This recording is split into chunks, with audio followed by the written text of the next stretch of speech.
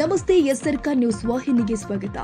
BJP ಪಾಪಿಗಳಿಂದ ನಮಗೆ loss ಆಗಿದೆ ಹೊರತು ಶಕ್ತಿ ಯೋಜನೆಯಿಂದಲ್ಲ. ಬಿಜೆಪಿಯವರು ಕೊರೋನಾ ಟೈಮ್ನಲ್ಲಿ ಲೂಟಿ ಹೊಡೆದು ಹೋಗಿದ್ದಾರೆ ಎಂದು ಸಾಗರ ಶಾಸಕ ಬೇಳೂರು ಗೋಪಾಲಕೃಷ್ಣ ಹೇಳಿದರು. ಶಿವಮೊಗ್ಗದಲ್ಲಿ ಮಾತನಾಡಿದ ಅವರು, ಸಾರಿಗೆ ಬಸ್ ದರ ಎಲ್ಲಾ ಕಡೆ ಹೆಚ್ಚಳ ಮಾಡ್ತಾರೆ, ಗ್ಯಾಸ್ ದರ ಏರಿಕೆ ಆಗಿಲ್ವಾ, ಕೇಂದ್ರ ಸರ್ಕಾರ ಬೆಲೆ ಏರಿಕೆ ಮಾಡಿಲ್ವಾ ಎಂದು ಪ್ರಶ್ನೆ ಮಾಡಿದರು. ಕೆಎಸ್ಆರ್ಟಿಸಿ ಹಾಳು ಮಾಡಿದ್ದೇ ಈ ಹಿಂದಿನ ಬಿಜೆಪಿ ಸರ್ಕಾರ. ಶಕ್ತಿ ಯೋಜನೆಯಿಂದ ನಮಗೆ ಲಾಸ್ ಆಗಿಲ್ಲ, ನಾವು ಸಾಕಷ್ಟು ಹೊಸ ಬಸ್ ಖರೀದಿ ಮಾಡಿದ್ದೀವಿ.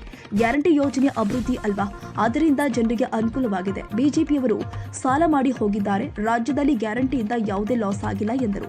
ಇನ್ನು ಸಚಿವ ಸಂಪುಟ ವಿಸ್ತರಣೆಗೆ ಸಂಬಂಧಪಟ್ಟಂತೆ ಮಾತನಾಡಿದ ಅವರು, ನಾನು ಸಹ ಪ್ರಬಲ ಆಕಾಂಕ್ಷಿ, ನಾನೇನು ರಾಜಕೀಯ ಸನ್ಯಾಸಿ ಅಲ್ಲ. ಆ ಸಂದರ್ಭ ಬಂದಾಗ ಕೇಳ್ತೀನಿ, ಕೊಡುವುದು ಬಿಡುವುದು ಹೈಕಮಾಂಡ್ಗೆ ಬಿಟ್ಟದ್ದು. ಈಗ ಯಾವುದೇ ಸಂಪುಟ ಬದಲಾವಣೆ ಚರ್ಚೆ ಆಗಿಲ್ಲ ಎಂದಿದ್ದಾರೆ.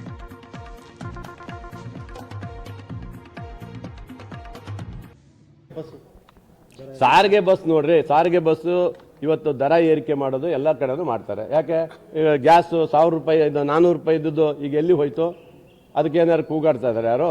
ಬೇಡ, GSTನ ಹಾಲಿನ ಮೇಲೆ ಈ ಮೊಸರು ಮೇಲೆಲ್ಲ ಹಾಕಿದ್ರು, ಅದ್ರ ಮೇಲೆ ಯಾರು ಕೇಳ್ತೀರಾ ನೀವು? ಕೇಳಲ್ಲ. ಹಾಗೆ ಹಿಂದೆ 5 ವರ್ಷ ಕೊರೋನಾ ನೆಪ ಹೇಳಿ ಇಡೀ ನಮ್ಮ ಸಾರಿಗೆ ಎಲೆಯನ್ನು ಸರ್ವನಾಶ ಮಾಡಿದ್ದೇ ಇದೇ BJP ಅವರು. ಸಂಪೂರ್ಣ ಸರ್ವನಾಶ ಮಾಡಿದ್ದಾರೆ ಅವರು. ಎಲ್ಲ ಲಟೂರಿ ಬಸ್ ಆಗಿಬಿಟ್ಟು ಹಾಳಾಗಿ ಹೋಗಿದೆ. ಈಗ ನಮ್ಮ ಸರ್ಕಾರ ಹೊಸ ಬಸ್ ಯಾರು ತಂದಿದ್ರು? ಅವರು 5 ವರ್ಷದಲ್ಲಿ ಒಂದೇ ಒಂದು ಹೊಸ ಬಸ್ ಕೊಟ್ಟಿಲ್ಲ.